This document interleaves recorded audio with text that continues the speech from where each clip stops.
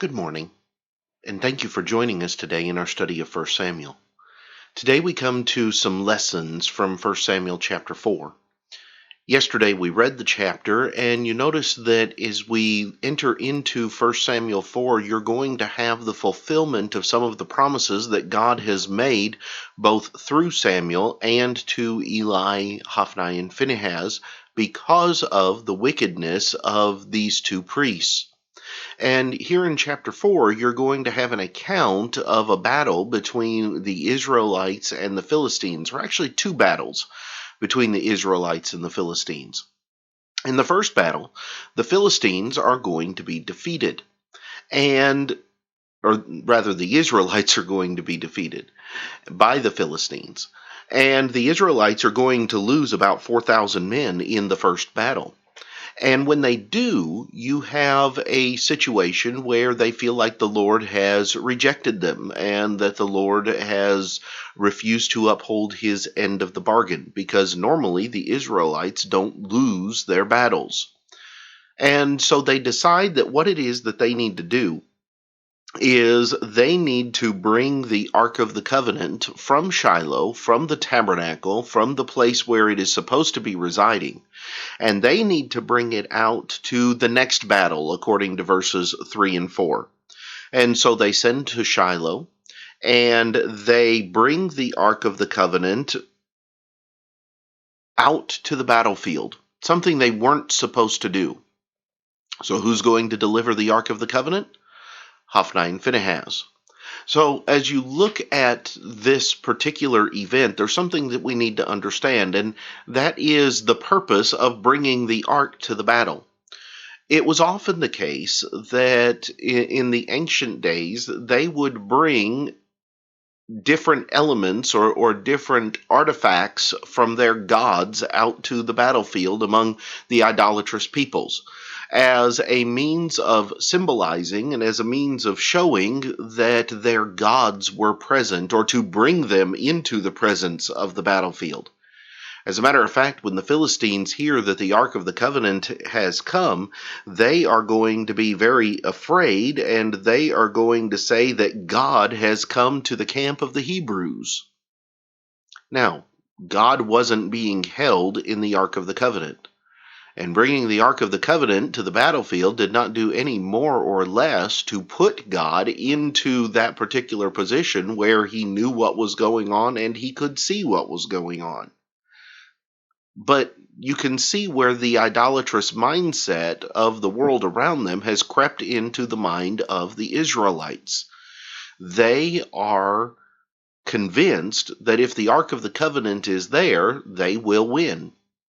Not only do they not win the battle, they lose it even more resoundingly than they lost the first battle, going to lose the second time some 30,000 men over the course of this battle. And on top of that, they're going to lose the Ark of the Covenant. This situation should never have happened. This should never have occurred. But they gave more credence to the symbolism behind the Ark of the Covenant than the one who was worshipped with the Ark of the Covenant. And thus they lost everything. We need to be careful today that we do not become idolatrous in this way of holding up artifacts and holding up different ideas and things of that nature as being somehow equivalent to God, and that they somehow become our God instead of the true and the living God, the one that we serve. And as such, we have the Israelites here doing this, and it causes a major issue. It is going to make matters worse instead of better, because they've now violated the law in trying to bring God to the battlefield. The second thing I want you to notice from this chapter comes at the end of the chapter, and it is when Phinehas's wife names her son before she dies. She names him Ichabod. And This is going to be after she has heard of the death of Hophni and Phinehas, and after she has heard of the death of Eli, who has fallen out of his seat and broken his neck and died upon hearing the word of what had happened to the Ark of the Covenant. She goes into labor when she hears the news, and as her son is born, she names him Ichabod. The word, or the name Ichabod, means there is no glory, or there is no honor. In other words, the honor has departed from our family. When names were given, especially in the days of the Hebrews, the names were meant more as a description or as a meaning behind it, not just because it sounded cool or because they liked the idea of that combination of letters put together. And so when Ichabod is given his name, it is actually a name of shame. It is a name signifying that the honor that had been bestowed upon the family of Eli to be the priests of God has been removed. And Ichabod is going to bear that name for the rest of his life. There's something to be said for giving your kids names with meaning. But here there is a very solemn and a very shameful meaning behind it. And Ichabod is also going to grow up an orphan, because both his father and his mother will have died on the same day. And so there's a lot of very sad connotations to the things that happen with Ichabod, but it didn't have to be that way. If his father had done what he was supposed to do, and if his father had acted the way he was supposed to act, these are consequences that were brought solely upon his head for his actions, or specifically upon his head for his actions.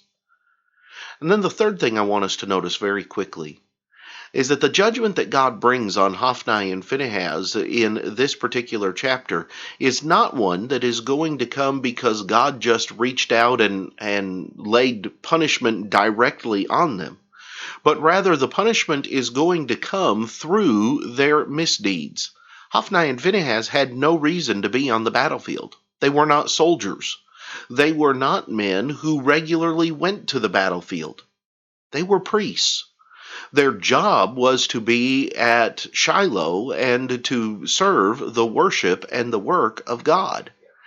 And yet, here they were on a battlefield they had no business being on, carrying the Ark of the Covenant, which had no business being there, and continuing to show that they had absolutely no appreciation for their role, their responsibility, and the laws that God had put in place. And so Hophni and Phinehas are going to die, yes, but it's not going to be a Nadab and Abihu situation where God sends fire down from heaven and devours them.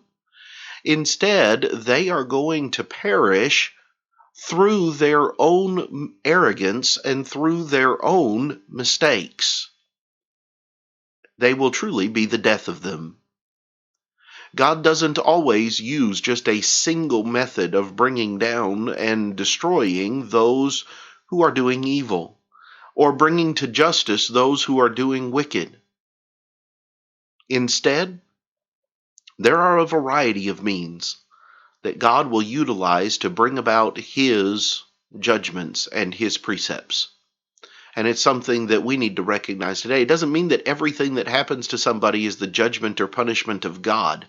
Obviously, we see that through the book of Job and many other places, Old and New Testament. But it does mean that God can utilize many different things as judgment on people. I hope these things have been beneficial to you. I hope that they are things that have maybe given you some things to think about from 1 Samuel chapter 4. Next time, we will come back and we will begin examining 1 Samuel chapter 5. But until then, have a great day.